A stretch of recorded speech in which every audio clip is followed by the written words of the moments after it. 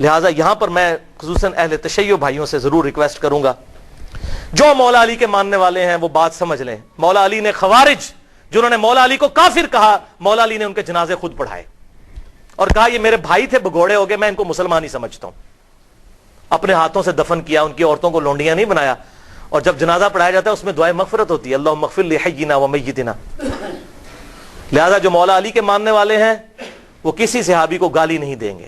ہاں جو بنو امیہ کے ماننے والے ہیں تو یہ بدعت انہوں نے ہی شروع کی تھی، تو وہ ان کے ماننے والے ہیں، ٹھیک ہے، وہ اپنی نسبت ان کے ساتھ قائم رکھیں.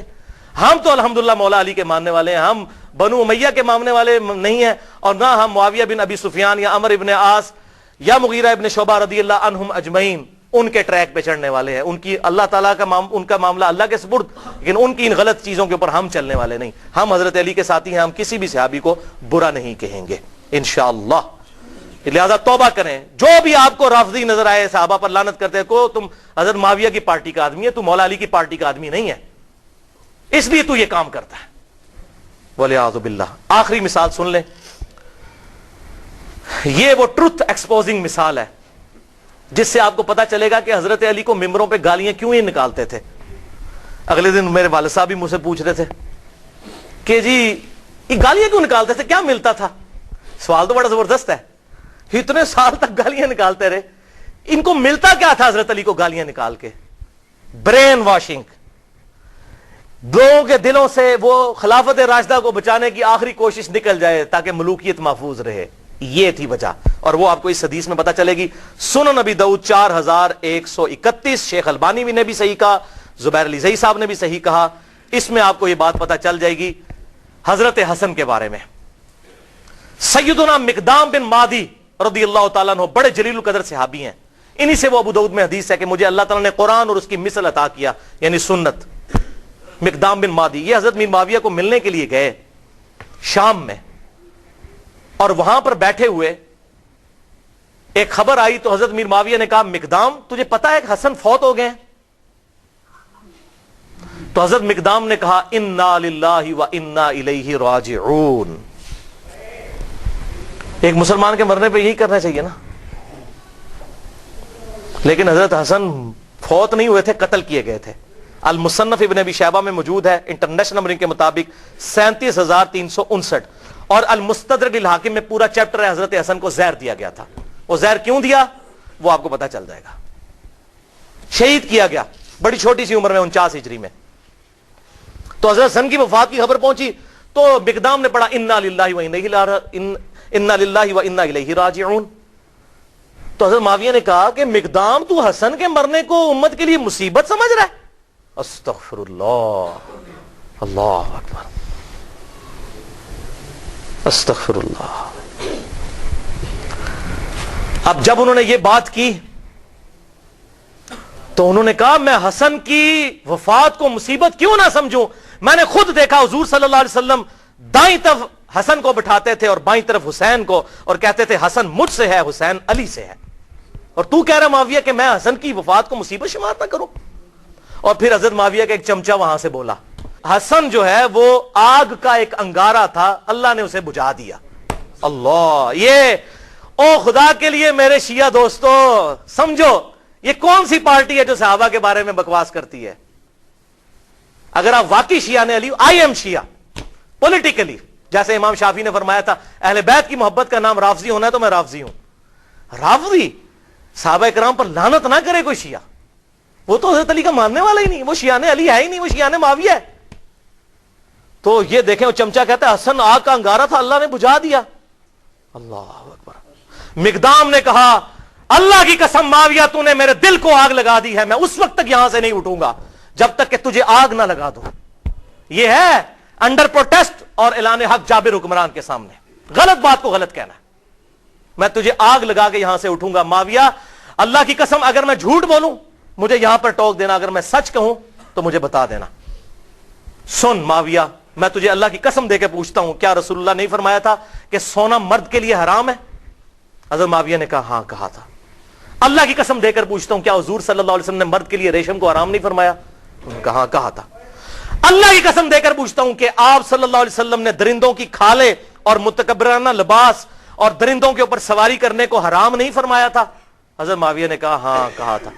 ان کا معاویہ یہ تینوں کام تیرے گھر میں ہوتے ہیں, تینوں حرام کام ہوتے ہیں تیرے گھر میں. وہ جو میں نے کہا نا انڈر پروٹیسٹ. حضرت معاویہ نے کہا مقدام مجھے پہلے ہی پتا تھا میں باتوں میں تجھ سے جیت نہیں سکتا. تھی سانو حدیثاں سنا دو جی امام حنیفہ کے مقابلے نبی دی حدیث آ جائے, ایتھے ویکھو اتنا ہی کافی ہے. تو انہوں نے جب یہ حدیث بیان کی پھر کہا کہ لاؤ مقدام کو کچھ مال دو. اتنا لا کے ڈھیروں مال دیا گیا. حضرت مقدام نے وہیں غریب لوگوں میں اس کے سامنے تقسیم کیا. ان کا مجھے مال کی حاجت نہیں, میں نے جو حق ادا کرنا تھا وہ کر دیا. یہ تھا بات بھائی. حسن انگارہ کیوں تھا ان کے لیے؟ صلح حسن ایک ٹریٹی کے تحت, ایک معاہدے کے تحت ہوئی تھی جس میں بڑی بڑی شرطیں یہ تھیں کہ معاویہ تم اپنے مرنے کے بعد امت کو شورا پر چھوڑو گے جس طرح کہ شیخین نے چھوڑا تھا, ابو بکر عمر نے. اپنا خلیفہ کسی کو خود نامزد نہیں کرو گے, اپنی اولاد میں نہیں کرو گے, اور مال فہ میں سے اور مال غنیمت میں سے جو حصہ اہل بیت کو ملتا ہے قرآن کی روح سے مال غنیمت کا وہ ملتا رہے گا. اسی طریقے سے تم جو ہے وہ میرے باپ کے اوپر ممبروں پر لعنت نہیں کرو گے, کیونکہ پہلے سے لعنت شروع ہوگی. شام کے گورنر تھے وہیں سے لعنت شروع کی تھی, یہ ختم کرو گے. لیکن کسی بات پر عمل نہیں ہوا. الٹیمیٹلی پھر انجام کیا ہوا وہ صحیح بخاری کے اندر حدیث ہے, 7109 نمبر حدیث. حضرت حسن کو حضور صلی اللہ علیہ وسلم نے اپنی گود میں اٹھایا ہوا تھا, ٹھیک ہے. اور یہ حدیث شروع یہ ہوتی ہے کہ جب حضرت علی کی شہادت کے بعد لوگوں نے حضرت حسن کو خلیفہ چنا. یہ بھی یاد رکھیے حضرت علی نے حضرت حسن کو خلیفہ نہیں بنایا. حضرت علی نے اپنا خلیفہ کسی کو نہیں بنایا. سنی شیعہ کتابوں دونوں میں لکھا ہے. انہوں نے کہا میں یہ وزن نہیں اٹھاؤں گا, میں امت کو اسی طرح چھوڑ کے جا رہا ہوں, اپنا خلیفہ خود چننا جس طرح حضور کی وفات کے بعد ہم نے ابو بکر کو چنا تھا, میں نے نہیں کسی کو بنانا. پھر لوگوں نے مشورہ کر کے حضرت حسن کو چنا. حضرت حسن نے 40,000 کا لشکر لے کے آئے. صحیح بخاری 7109. سامنے سے حضرت میر معاویہ عمر بن عاص کہتے ہیں کہ معاویہ یہ تو وہ لشکر ہے جس نے موت پہ بیعت کی ہے, یہ تو ہماری تکہ بوٹی کر دے گا. تو حضرت معاویہ نے کہا پھر کیا کریں؟ ان کا صلح کرو حسن کے ساتھ, اس کے بغیر چارہ نہیں ہے. اچھا انہوں نے پھر کہا ٹھیک ہے صلح کر لیتے ہیں, صلح آفر کرتے ہیں. اور سورۃ الانفال کے اندر یہ موجود ہے کہ اگر کافر بھی میدان جنگ میں صلح کی آفر کرے تو جنگ روک دو. حضرت حسن کو بھیجا صلح کے لیے. حضرت حسن رضی اللہ تعالیٰ عنہ نے وہ صلح قبول کر لی اور ان کے حق میں دستبردار ہو گئے. کیوں؟ کہ میں ان کو فری ہینڈ دے دوں. جو یہ کہتے ہیں نا قاتلین عثمان سے بدلہ لینا ہے تو اب لے کر بتائیں, جو ان کے زوم میں ہے وہ بتا دیں. یہ نہ کہ میرے پاس خلافت نہیں تھی تو میں خلافت حوالے کرتا ہوں. اور حضور صلی اللہ علیہ وسلم کے الفاظ وہاں پر پھر وہ تابعی 7109 کہ حضور نے حضرت حسن کو گود میں اٹھا کر کہا تھا میرا یہ بیٹا سید ہے, اس کی وجہ سے اللہ تعالیٰ مسلمانوں کے 2 گروہوں میں صلح کروا دے گا, اس کی وجہ سے, یعنی یہ قربانی دے گا. حضرت امیر معاویہ نے قربانی نہیں دی ہے, حضرت حسن نے. اس کا اس کی وجہ سے 2 گروہوں میں صلح کروا دے گا. الحمدللہ حضرت حسن نے فری ہینڈ دیا کہ بھائی آپ دیکھ لیتے ہیں. آپ کا دعویٰ تھا نا وہ جس طرح آج کل ہے جی, وہ کہتا ہے جی مجھے حکومت دو, کہتا ہے مجھے حکومت دو, یہ لو جی حکومت پڑی, آپ کر کے بتاؤ, لگ پتا جائے گا. لیکن پھر 20 سال تک, یہ 41 ہجری میں واقعہ ہوا اور حضور کی پریڈکشن پوری ہوئی کہ 30 سال تک خلافت علی منہاج النبوہ جو میں نے بیان کیا ابو داؤد ترمذی اور مسند احمد سے, وہ پورے ہوئے. اور ایون امام ابن تیمیہ نے منہاج السنہ میں لکھا کہ ربیع الاول کے مہینے میں, دن کنفرم نہیں لیکن ربیع الاول میں حضور کی وفات ہوئی تھی 11 ہجری میں, اور 41 ہجری ربیع الاول میں صلح حسن ہوئی اور 30 سال پورے ہوئے. اور امام ابن تیمیہ جیسے شخص جنہوں نے اہل تشیع کے خلاف منہاج السنہ لکھی, اس کتاب میں لکھتے ہیں کہ حضرت حسن 5ویں خلیفہ راشد ہیں, 6 مہینے ان کے بھی خلافت راشدہ ہیں کیونکہ 30 سال ان کے 6 مہینے بنا کر پوری ہوتی ہے وہ شامل کر کے. لہذا امیر معاویہ رضی اللہ تعالیٰ عنہ یا یزید ابن معاویہ یہ دونوں خلیفہ راشد نہیں بلکہ اسلام کے بادشاہ ہیں. یہ انہوں نے لکھا. بھائیو یہ 20 سال تک کسی شرط پر عمل نہیں ہوا بلکہ اسی طریقے سے ممبروں پر حضرت علی کو گالیاں نکالی جاتی رہیں. اور پھر جاتے جاتے وہ ٹرننگ پوائنٹ آیا کہ حضرت حسن کے ساتھ جو صلح کا معاہدہ تھا توڑا, اور وفات سے 4 سال پہلے خلیفہ کی بیعت, اپنے بیٹے کی بیعت لینی شروع کر دی کہ میرے مرنے کے بعد یہ خلیفہ بنے گا. اب مولا حسین میدان میں اترتے ہیں لیکن مغرب کی نماز کے بعد انشاءاللہ تعالی. بھائیو ابھی تک تقریباً ہماری 1.5 گھنٹے کی گفتگو ہو چکی ہے اور اب انشاءاللہ یہ 25-30 منٹ میں ہماری گفتگو کنکلوڈ ہو جائے گی. آخری سچویشن ہم ڈسکس کریں گے. تو اب بات ہماری جہاں پر مکمل ہوئی تھی وہ ابو داؤد کی حدیث 4131 جس کو شیخ البانی نے بھی صحیح کہا, شیخ زبیر علی زئی صاحب نے بھی صحیح کہا رحمہم اللہ, کہ حسن آگ کا انگارہ تھا جسے اللہ نے بجھا دیا والعیاذ باللہ تعالی. اس اسدی شخص نے وہاں پہ کامنٹس دیے. تو پھر مقدام بن مادی نے جابر حکمران کے سامنے حق کا کلمہ بلند کیا. تو آگ کا انگارہ کیوں تھا؟ اس لیے کہ ہر وقت یہ چیز فکر لاحق تھی، ہر وقت یہ فکر لاحق تھی کہ ایک معاہدے کے تحت حکومت لی ہے کہ ہم یہ کام کر کے دکھائیں گے. وہ کام کیا کرنا، کوئی ایک بھی شرط پوری نہیں کی. اسی طریقے سے سب و شتم مولا علی پر ممبروں پر جاری، اسی طریقے سے لوگوں کے ساتھ زیادتیاں، لوگوں کا مال لوٹنا، لا حق قتل کرنا، جس سے اختلاف رائے ہو اسے قتل کروا دینا، یہ اسی طریقے سے جاری 20 سال تک. تو ڈر لگا ہوا تھا کہ اگر حسن زندہ ہوا تو پھر تو وہ معاملہ کسی بھی وقت اس انگارے میں آگ بھڑک سکتی ہے اور لوگ پھر نواسے رسول کی وجہ سے میدان میں اتر سکتے ہیں. لہٰذا ان کو زہر دے کر شہید کر دیا جائے.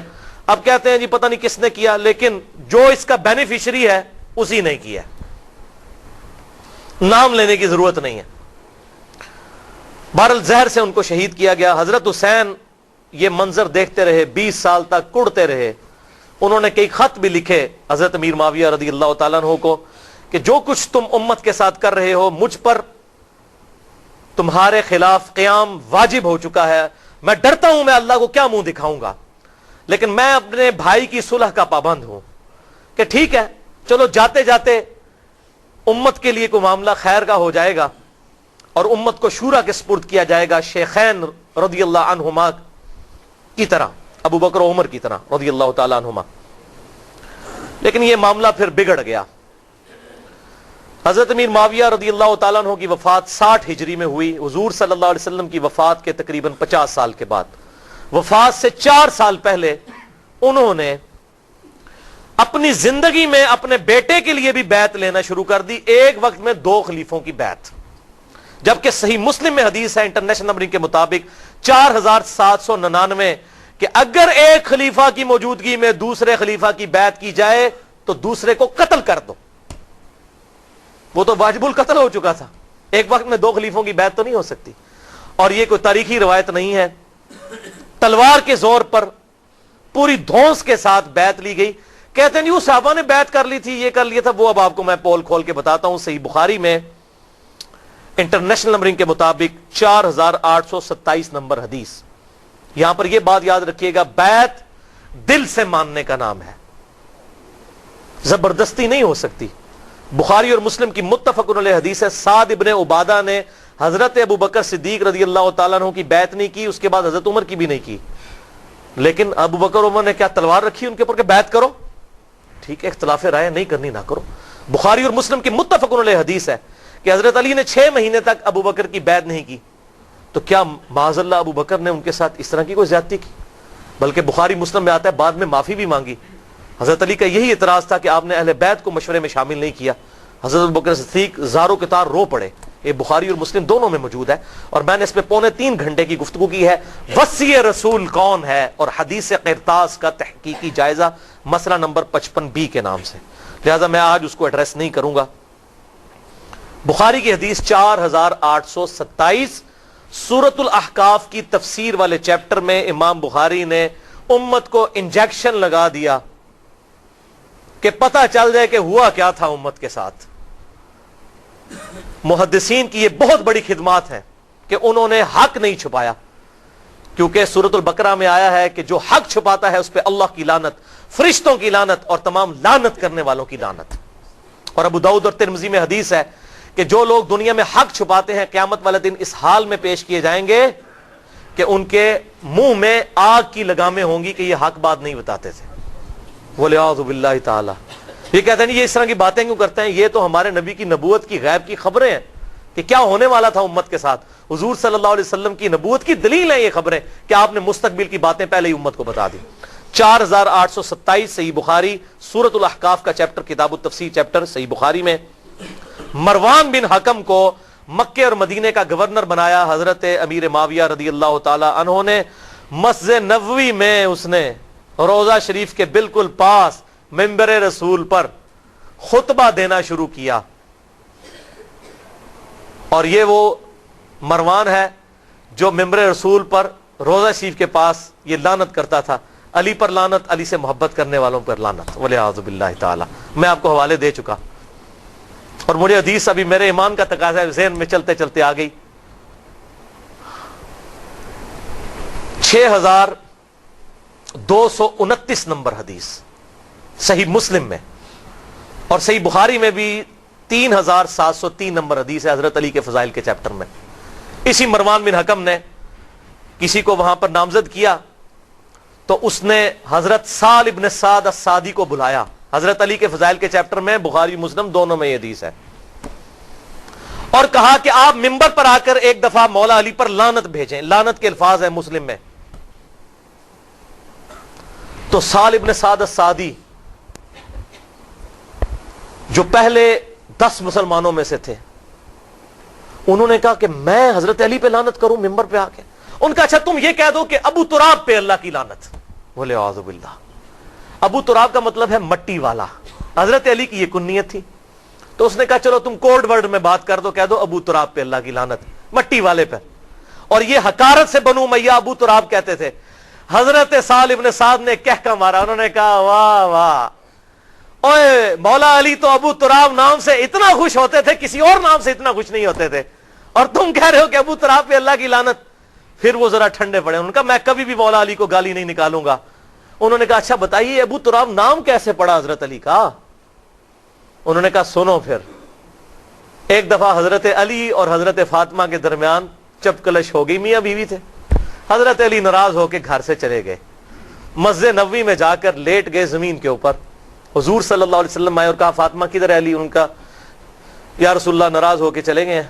آپ صلی اللہ علیہ وسلم نے فرمایا ایک صحابی کو کہ جا کر ڈھونڈ کر لاؤ۔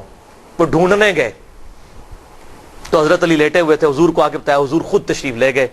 حضور صلی اللہ علیہ وسلم نے حضرت علی کو اٹھایا، اپنے مبارک ہاتھوں سے جسم سے مٹی صاف کی اور کہا اٹھ ابو تراب، اٹھ ابو تراب، اے مٹی میں لپٹنے والے اٹھ۔ اس دن سے حضرت علی اپنے آپ کو ابو تراب کہتے تھے، حالانکہ آپ کی کنیت ابو الحسن تھی۔ صحابہ آپ کو ابو الحسن کہتے تھے، وہ کہتے تھے مجھے ابو تراب کو۔ جیسے حضرت ابو ہریرہ کو بلیوں والا ابو ہریرہ، نام تو ان کا عبد الرحمن تھا، وہ بلیوں کے بچوں کے ساتھ کھیلتے تھے، اپنے وہ کرتے کی آستین میں ڈالتے تھے، حضور نے کہہ دیا ابو ہریرہ نام مشہور ہو گیا۔ تو اس طریقے سے ابو تراب ان کا نام پڑ گیا۔ انہوں نے کہا مولا علی تو اس نام سے خوش ہوتے تھے، اور آج تم مجھے کہتے ہو کہ میں ان پر لعنت کروں، وَلِعَوْذُ بِاللَّهِ تعالی۔ بہرحال یہی مروان بن حکم، اس کو حضرت میر معاویہ نے گورنر بنا دیا تھا۔ اسی خبیث کی وجہ سے حضرت عثمان بھی شہید ہوئے، اسی نے وہ جعلی مہر لگائی تھی جس کی وجہ سے ایک حضرت عثمان کے خلاف جو ہے وہ تحریک برپا ہو گئی۔ اس کو گورنر لگایا، صحیح بخاری 4827۔ اس نے خطبہ پڑھا مسجد نبوی میں اور کہا کہ یزید بن معاویہ بڑا اچھا آدمی ہے، یزید بن معاویہ بڑا اچھا آدمی۔ لوگ کہہ رہے یہ کون سا خطبہ ہو رہا ہے کہ یزید بن معاویہ بڑا اچھا آدمی ہے؟ اور پھر اس نے کہا کہ اللہ تعالیٰ نے امیر المومنین حضرت معاویہ بن ابی سفیان رضی اللہ تعالیٰ عنہ کو ایک بڑی اچھی بات سجھائی ہے۔ وہ امت کے وسیع تر مفاد میں چاہتے ہیں کہ اپنے بیٹے کو اپنے بعد خلیفہ نامزد کر دیں۔ ادھر ہمارے حکمران بھی کہتے ہیں نا امت کے وسیع تر مفاد میں، پاکستان کے وسیع تر مفاد میں۔ اچھا، وہاں پر حضرت ابو بکر کا بیٹا کھڑا ہوا، عبد الرحمن بن ابی بکر، حضرت عائشہ کا بھائی، اور امام بخاری نے نقل نہیں کیا کہ اس نے کیا کہا، انہوں نے کوئی چوبے والی گل کی تھی، او میں گل دسنا کیڑی ہے۔ اس نے ایک بات کی، انہوں نے صحابی تھے وہ، اور مروان تڑپ اٹھا، اس نے کہا پکڑو اس ابو بکر کے بیٹے کو۔ ایسی کی تیسی یہ لوگ حکمرانوں کے خلاف بولتے ہیں، کلمہ حق بلند کرتے ہیں۔ حضرت عبد الرحمن بن ابی بکر جو ہے بھاگ کے حضرت عائشہ کے حجرے میں چلے گئے۔ حضرت عائشہ اسی مسجد نبوی کے ساتھ حجرہ تھا حضور صلی اللہ علیہ وسلم کی قبر مبارک کے پاس، وہاں جا کر پناہ لی۔ تو مروان پھر بھی اس کا غصہ نہیں ٹھنڈا ہوا، باہر سے حضرت ابو بکر کی اولاد کے بارے میں اس نے الفاظ استعمال کیے، تو عبد الرحمن بن ابی بکر وہی ہے نا جس کے بارے میں قرآن میں سورۃ الاحقاف میں آیت نازل ہوئی ہے کہ یہ کافر کہتا ہے اپنے ماں باپ کو کہ تم مجھے کہتے ہو کہ مرنے کے بعد مٹی سے دوبارہ زندہ کیا جاؤں گا، یہ جھوٹے وعدے تم مجھے دیتے ہو ابو بکر کے بیٹے کہ تیرے بارے میں آیت ہے، تو ہے وہ کافر، وَلِعَوْذُ بِاللَّهِ۔ حضرت عائشہ سے نہ رہا گیا، انہوں نے کہا اسکت، خاموش ہو جا، آل ابی بکر کے بارے میں قرآن میں کوئی آیت نازل نہیں ہوئی سوائے میری شان میں جو اللہ نے سورہ نور میں اعلان برات کیا تھا، مجھ پر تہمت لگی تھی، تو آج آل ابی بکر کے بارے میں یہ بات کرتا ہے۔ یہ تو تھی بخاری میں۔ اب اس کی حدیث کا ترک المستدرک للحاکم میں 8483، سنن نسائی الکبرا میں 11,491 اور تفسیر ابن کثیر میں اسی جگہ پر امام ابن کثیر یہ سارے طرق لے کر آئے, اور فتح الباری میں صحیح بخاری 4,827 کی شرح جو فتح الباری ابن حجر اسقلانی نے لکھی, انہوں نے یہ سارے طرق نقل کیے کہ وہ کہا کیا تھا جب اس نے کہا نا اللہ تعالیٰ نے امیر المومنین کو یہ بات سجھائی ہے کہ وہ امت کے وسیع تر مفاد میں اپنی اولاد کو خلیفہ بنانا چاہتے ہیں, تو ساتھ اس نے کہا جیسا کہ ابو بکر نے بھی تو عمر کو خلیفہ بنایا تھا. تکو ذرا, کدھر ابو بکر؟ حضرت عمر کوئی حضرت ابو بکر کے بیٹے تھے؟ حضرت ابو بکر کے تو 2 بیٹے جوان تھے, محمد بن ابی بکر, عبد الرحمن بن ابی بکر.